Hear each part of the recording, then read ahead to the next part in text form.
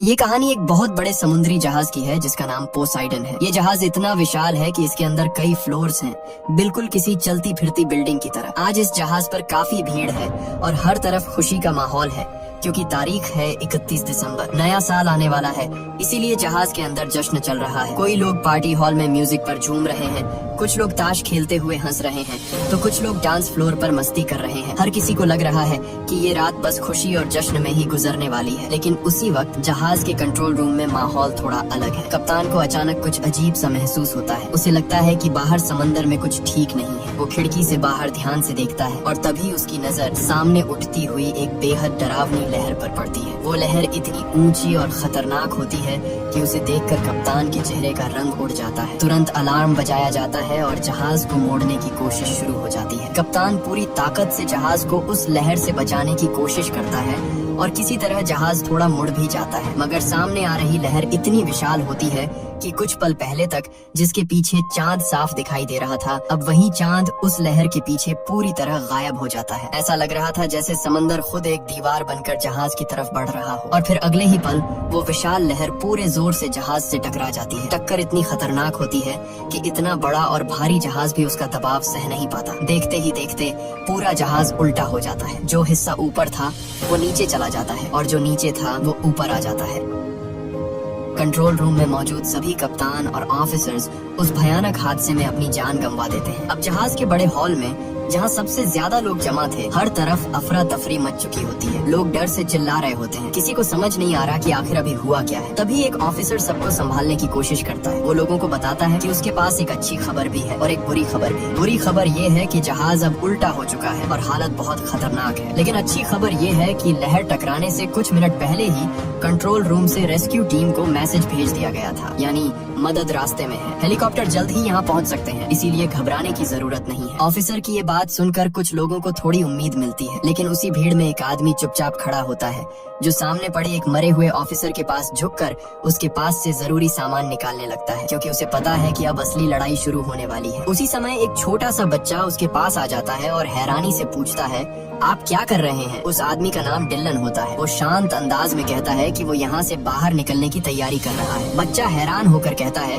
कि यहाँ से निकलना मुमकिन ही नहीं है, लेकिन डिलन पहले उस बच्चे की माँ से मिल चुका होता है, इसलिए वो उसे पहचानता है। थोड़ी ही देर में बच्चे की माँ भी वहाँ आ जाती है। वो डिलन से पूछती है, आपने मेरे बेटे से क्या कहा? क्या सच में यहाँ से निकलने का कोई रास्ता है? डिलन बिना घबराए कहता है कि हाँ, उसे एक रास्ते के बारे में पता है, लेकिन बच्चे की माँ तुरंत मना करती है और कहती है कि ऐसा नहीं हो सकता। इस हालत में कोई भी इस जहाज से बाहर नहीं जा सकता। इतने में वहाँ दो और लोग आ जाते हैं। एक आदमी रॉबर्ट होता है और दूसरा एक बुजुर्ग शख्स। वो बुजुर्ग आदमी खुद को आर्किटेक्ट बताता है, यानी वो इमारतों और बड़े ढांचों का डिजाइन बनाने में माहिर है। वो चारों तरफ देखकर समझ जाता है कि हालात बहुत खराब हैं। अगर जहाज इसी तरह टूटता गया तो अंदर फंसे ज्यादातर लोग शायद जिंदा नहीं बच पाएंगे। तभी रॉबर्ट डिलन की तरफ मुड़कर पूछता है कि क्या उसे डिस्को हॉल का रास्ता पता है? डिलन कहता है कि हाँ, डिस्को ऊपर की तरफ है, मगर वो हैरान होकर पूछता है कि ऐसी हालत में कोई डिस्को क्यों जाना चाहेगा। तब रॉबर्ट बताता है कि उसका एक दोस्त वहाँ फंसा हुआ है। वो पहले उसे ढूंढेगा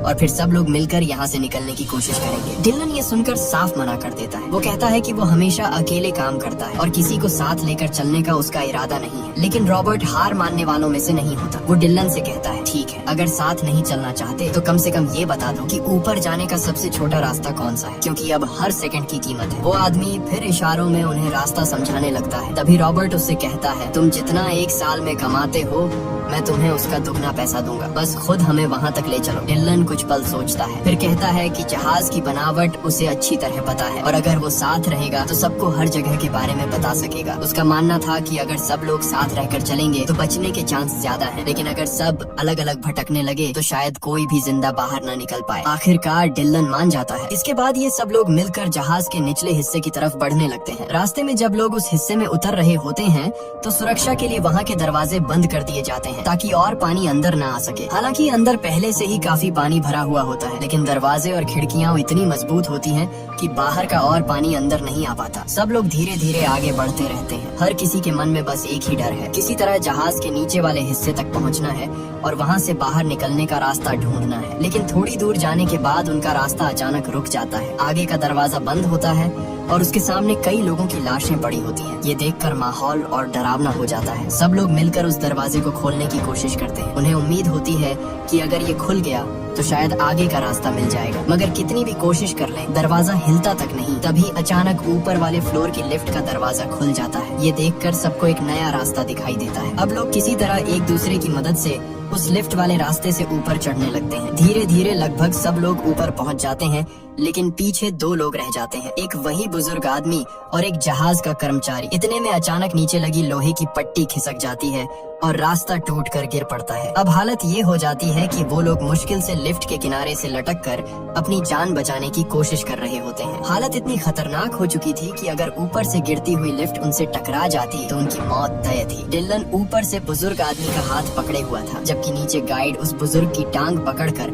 लटका हुआ था। डिलन पूरी ताकत से उन्हें ऊपर खींचने की कोशिश कर रहा था, लेकिन 3 लोगों का वजन बहुत ज्यादा था। तभी बुजुर्ग आदमी समझ जाता है कि अगर ऐसे ही रहा तो तीनों नीचे गिर सकते हैं। वो भारी दिल से गाइड से कहता है कि उसका हाथ छोड़ दे, वरना सब मर जाएंगे। लेकिन गाइड डर के मारे छोड़ नहीं पाता। आखिरकार बुजुर्ग आदमी मजबूरी में अपनी टांग झटका देता है और गाइड का पकड़ छूट जाता है। वो सीधा नीचे गहराई में गिर जाता है और वहीं उसकी मौत हो जाती है। इसके बाद डिलन किसी तरह बुजुर्ग आदमी को ऊपर खींच लेता है। तभी अचानक लिफ्ट जोर से नीचे गिरती है और जोरदार आवाज के साथ अंधेरे में गायब हो जाती है। उस खतरनाक पल के बाद अब सिर्फ 5 लोग बचते हैं। थोड़ा संभलने के बाद वो लोग फिर आगे बढ़ना शुरू करते हैं। कुछ दूर जाने पर उन्हें जहाज का डिस्को एरिया मिल जाता है। वहाँ उन्हें रॉबर्ट की बेटी, उसकी एक दोस्त और 2 और लोग मिल जाते हैं। यानी अब कुल मिलाकर 4 नए लोग उनके साथ जुड़ जाते हैं। लेकिन सामने जाने का रास्ता आसान नहीं होता। दूसरी तरफ जाने के लिए लोहे की एक बड़ी रेलिंग टूटकर गिरी हुई थी, जो अब एक पुल की तरह काम कर सकती थी। उसी के सहारे लोग दूसरी तरफ जा सकते थे। डिलन सबसे पूछता है कि क्या किसी को यहाँ से निकलने का कोई और रास्ता पता है। तभी एक लड़की बताती है कि उसे जहाज के नीचे वाले हिस्से का रास्ता पता है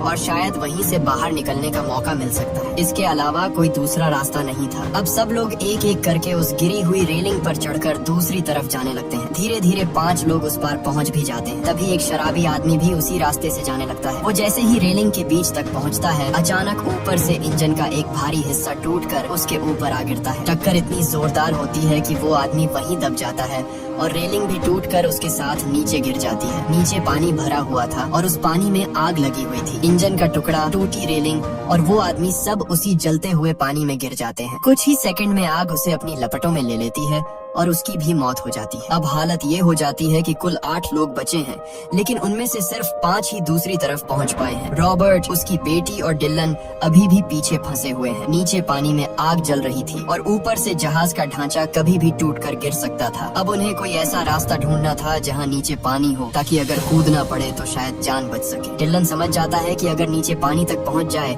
तो आग उसे छू भी नहीं पाएगी। वो हिम्मत करके नीचे कूदता है। जैसे ही वो पानी में गिरता है, तुरंत तैरते हुए दूसरी तरफ पहुंच जाता है। वहां पहुंचकर वो रस्सी का एक सिरा पाइप के साथ मजबूती से बांध देता है। अब उसी रस्सी को पकड़कर रॉबर्ट और उसकी बेटी भी धीरे धीरे झूलते हुए उस पार पहुंच जाते हैं। इसी बीच कहानी फिर जहाज के बड़े हॉल की तरफ जाती है। वहाँ अभी भी बहुत सारे लोग बैठे हुए थे। सबको उम्मीद थी कि जल्द ही मदद आएगी और हेलीकॉप्टर उन्हें बचा लेंगे, लेकिन हालात हर पल खराब होते जा रहे थे। समंदर का दबाव इतना बढ़ चुका था कि वहाँ लगे मोटे और मजबूत शीशे भी धीरे धीरे टूटने लगे और फिर अचानक एक शीशा टूट जाता है। अगले ही पल समंदर का पानी तेज दबाव के साथ अंदर घुस आता है। कुछ ही सेकंड में पूरा हॉल पानी से भरने लगता है। वहाँ मौजूद लोग घबराकर चीखने लगते हैं, लेकिन अब उनके पास बचने का कोई रास्ता नहीं होता। वो बेचारे बस चिल्लाते रहते हैं और देखते ही देखते सब पानी में डूब जाते हैं। उनकी दर्दनाक चीखें दूर खड़े वो 8 लोग भी सुन लेते हैं। तभी उन्हें समझ आ जाता है कि नीचे हॉल में मौजूद सभी लोग अब जिंदा नहीं रहे। ये सोचकर उनका दिल और भी भारी हो जाता है। लेकिन जिस जगह वो खड़े होते हैं वहाँ भी अब आगे जाने का कोई साफ रास्ता नहीं बचा था। तभी उन्हें ऊपर एक छोटा सा वेंटिलेशन दिखाई देता है। वो बहुत तंग रास्ता होता है, लेकिन शायद वही एक उम्मीद थी। सब लोग समझ जाते हैं कि अगर बाहर निकलना है तो इसी रास्ते से जाना होगा, क्योंकि जगह बहुत छोटी थी, इसलिए एक बार में सिर्फ एक ही आदमी अंदर जा सकता था। अब सब लोग बारी बारी से उस वेंटिलेशन में घुसकर आगे बढ़ने लगते हैं। काफी मुश्किल से रेंगते हुए जब वो आखिर तक पहुँचते हैं तो देखते हैं कि सामने एक लोहे की जाली लगी हुई है जो रास्ता बंद कर रही है। रॉबर्ट पूरी ताकत से उसे खोलने की कोशिश करता है, मगर जाली पर मजबूत पेंच लगे हुए थे। वो उसे हिला भी नहीं पाता और हाथ बाहर निकालकर कुछ करने की जगह भी नहीं थी। अब सब सोचने लगते हैं कि कोई नुकीली चीज मिल जाए जिससे उन पेंचों को खोला जा सके। तभी उनके साथ मौजूद एक लड़की जो बिना टिकट जहाज में छुप कर आई थी, चुपचाप अपने गले से क्रॉस वाला छोटा सा लॉकेट उतारती है और रॉबर्ट को दे देती है। वो कहती है कि शायद इसकी नुकीली किनारी से पेंच ढीले हो जाए और शायद यही छोटी सी चीज उनकी जान बचाने का रास्ता बन जाए। सबसे नीचे डिल्लन था, इसलिए पानी सबसे पहले उसी तक पहुंच रहा था। धीरे धीरे पानी बढ़ता गया और वो लगभग पूरी तरह उसमें डूबने लगा। अब हालत ऐसी हो गई थी कि बस कुछ ही सेकंड में उसकी सांस टूट सकती थी। तभी अचानक किस्मत से सामने लगी जाली ढीली पड़ जाती है और खुल जाती है। जैसे ही रास्ता खुलता है सब लोग जल्दी जल्दी बाहर निकल आते हैं। इसी वजह से आखिरी पल में डिल्लन की जान भी बच जाती है। लेकिन बाहर निकलते ही उन्हें एहसास होता है कि मुश्किलें अभी खत्म नहीं हुई हैं। आगे बढ़ने पर उन्हें एक बड़ा टैंक दिखाई देता है। नीचे जाना मुमकिन नहीं था क्योंकि वहाँ से तेजी से पानी अंदर आ रहा था। आगे का रास्ता भी बंद था। असल में वहाँ से निकलने का सिर्फ एक ही तरीका था, एक छोटा सा रास्ता जो तब तक नहीं खुलता जब तक पूरा टैंक पानी से भर न जाए। मतलब अगर उन्हें आगे जाना है तो इस टैंक को जानबूझकर पानी से भरना पड़ेगा। जैसे ही टैंक पूरा भर जाएगा, दबाव की वजह से छोटा दरवाजा खुल जाएगा और पानी दूसरे टैंक में चला जाएगा। लेकिन समस्या ये थी कि टैंक भरने तक सबकी सांसें रुक सकती थी। ये सुनकर सबके चेहरों पर डर साफ दिखाई देने लगता है। कोई पूछता है कि अगर बीच में सांस टूट गई तो क्या होगा। डिल्लन गुस्से और घबराहट में कहता है कि उसे नहीं पता, लेकिन इसके अलावा उनके पास कोई और रास्ता भी नहीं है। आखिरकार रॉबर्ट और डिल्लन फैसला करते हैं कि यही रिस्क लेना पड़ेगा। वो टैंक को पानी से भरने देते हैं। कुछ ही पल में पानी तेजी से ऊपर चढ़ने लगता है और सब लोग अपनी सांस रोककर इंतजार करते हैं। माहौल इतना खामोश और डरावना हो जाता है कि हर सेकंड एक साल जैसा लगने लगता है। फिर अचानक जोरदार आवाज के साथ वो छोटा दरवाजा खुल जाता है। पानी के तेज दबाव के साथ सब लोग बहते हुए दूसरे टैंक में पहुंच जाते हैं। किसी तरह वो इस हिस्से से तो बच निकलते हैं, लेकिन खतरा अभी भी खत्म नहीं हुआ था। अब जब वो आगे बढ़ रहे होते हैं तो सबसे पीछे वही लड़की होती है जो काफी समय से चुपके से इस जहाज में रह रही थी। जैसे ही वो आगे बढ़ने लगती है, अचानक उसके कपड़े एक तार में फंस जाते हैं और वो वहीं अटक जाती है। पानी लगातार बढ़ रहा था और वो निकल नहीं पा रही थी। बुजुर्ग आदमी तुरंत उसकी मदद के लिए आता है और किसी तरह उसे छुड़ाकर ऊपर खींच लेता है। मगर यहाँ भी पानी तेजी से भर रहा था। चारों तरफ लाशें पानी पर तैर रही थी और दबाव हर पल बढ़ता जा रहा था। ये सब देखकर डिल्लन का चेहरा बिल्कुल उदास और टूटा हुआ लगने लगता है। उसकी हालत देखकर बच्चे की माँ उससे पूछती है, क्या हुआ डिल्लन? अब उसके चेहरे पर ऐसा भाव था जैसे उसे आगे आने वाली किसी बड़ी सच्चाई का अंदाजा हो चुका हो। बच्चे की माँ डिल्लन से पूछती है कि वो इतना निराश क्यों लग रहा है। डिल्लन धीमी आवाज में कहता है कि अब उन्हें किसी ऊंची जगह पर जाना चाहिए, लेकिन अफसोस की बात ये थी कि वहाँ से ऊपर जाने का कोई साफ रास्ता ही नहीं बचा था। ये सुनकर सबका हौसला टूटने लगता है। रॉबर्ट उदास होकर डिल्लन से कहता है कि उसने सबकी जान बचाने के लिए बहुत कोशिश की और इसके लिए वो उसका शुक्रगुजार है। लेकिन कभी कभी इंसान सब कुछ करने के बाद भी हालात को नहीं बदल सकता, क्योंकि हर चीज हमारे बस में नहीं होती। तभी अचानक जहाज के इंजन रूम की तरफ एक जोरदार धमाका होता है। धमाके की वजह से जो पानी उस हिस्से में जमा हो गया था वो तेजी से बाहर निकलने लगता है। जैसे ही पानी नीचे जाता है वो रास्ता भी खाली हो जाता है जहाँ से उन्हें आगे बढ़ना था। एक पल के लिए सबको उम्मीद की किरण दिखाई देती है, लेकिन जैसे ही वो लोग आगे बढ़ते हैं सामने एक और बड़ी मुश्किल खड़ी होती है। वहाँ एक विशाल पंखा घूम रहा होता है। समस्या ये थी कि वो पंखा सीधा नहीं बल्कि उल्टी दिशा में घूम रहा था और हवा का तेज दबाव उनकी तरफ आ रहा था। इसका मतलब था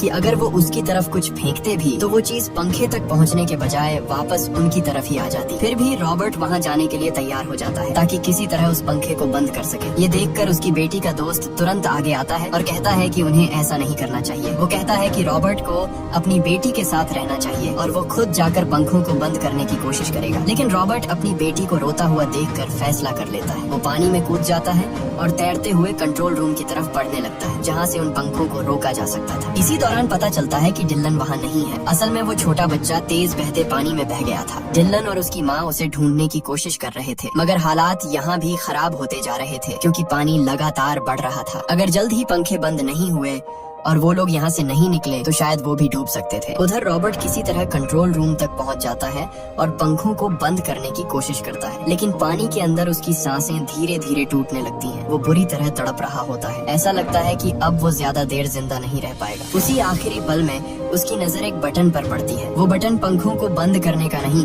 बल्कि उन्हें उल्टी दिशा में घुमाने का था, यानी पंखों की घूमने की दिशा बदली जा सकती थी। मरने से ठीक पहले रॉबर्ट उस बटन को दबा देता है। बाहर खड़े लोग अभी भी परेशान थे कि पंखे बंद क्यों नहीं हो रहे, लेकिन तभी रॉबर्ट की बेटी का दोस्त अचानक नोटिस करता है कि जो चीजें पहले उनकी तरफ आ रही थीं, अब वो उल्टी दिशा में जाने लगी हैं। इसका मतलब था कि पंखों की दिशा बदल चुकी थी और अब शायद उनके पास बच निकलने का आखिरी मौका था। अब हालात बदल चुके थे। पहले हवा का दबाव उनकी तरफ आ रहा था, लेकिन रॉबर्ट द्वारा बटन दबाने के बाद सब उल्टा हो गया। अब हवा दूसरी दिशा में जाने लगी थी। यह देखकर रॉबर्ट की बेटी का दोस्त तुरंत डिलन से कहता है कि अब रास्ता साफ हो चुका है। इसी बीच पंखे भी आखिरकार टूटकर रुक जाते हैं। जैसे ही रास्ता पूरी तरह खुलता है, सब लोग जल्दी जल्दी उस रास्ते से निकलने लगते हैं। एक एक करके वो जहाज के बाहरी हिस्से तक पहुंचते हैं और बिना देर किए सीधे समुद्र में कूद जाते हैं। पानी में गिरने के बाद वो तेजी से तैरते हुए पास ही मौजूद एक छोटी लाइफ बोट तक पहुंचते हैं जो उसी जहाज की थी। किसी तरह सब लोग उस छोटी नाव में चढ़ जाते हैं, लेकिन खतरा अभी खत्म नहीं हुआ था। जैसे ही वो नाव में बैठते हैं, पीछे से विशाल जहाज पोसाइडन उनकी तरफ झुकने लगता है। ऐसा लग रहा था जैसे पूरा जहाज अभी उन पर गिर पड़ेगा। ये देखकर सब लोग घबराकर जल्दी जल्दी नाव चलाने लगते हैं ताकि जितनी जल्दी हो सके वहाँ से दूर निकल जाए। कुछ ही पलों में वो काफी दूर पहुँच जाते हैं और फिर उनकी आंखों के सामने वो नजारा आता है जिसे देखकर कोई भी सन्न रह जाए। वो विशाल और शानदार जहाज जो कुछ समय पहले तक पूरे गर्व के साथ समुद्र पर तैर रहा था, अब धीरे धीरे पूरी तरह समंदर में डूब चुका होता है। थोड़ी देर बाद उनमें से एक फ्लेयर गन चलाता है ताकि जो रेस्क्यू टीम उन्हें ढूंढ रही है वो दूर से इस रोशनी को देख सके। और सच में कुछ ही देर बाद आसमान में हेलीकॉप्टर की आवाज सुनाई देने लगती है। मदद आखिरकार पहुंच चुकी होती है। अब जो लोग बच गए थे उनकी जिंदगी का एक नया अध्याय शुरू होने वाला था, लेकिन वो भयानक रात और उस डूबते जहाज की याद शायद उन्हें कभी नहीं भूलने वाली थी।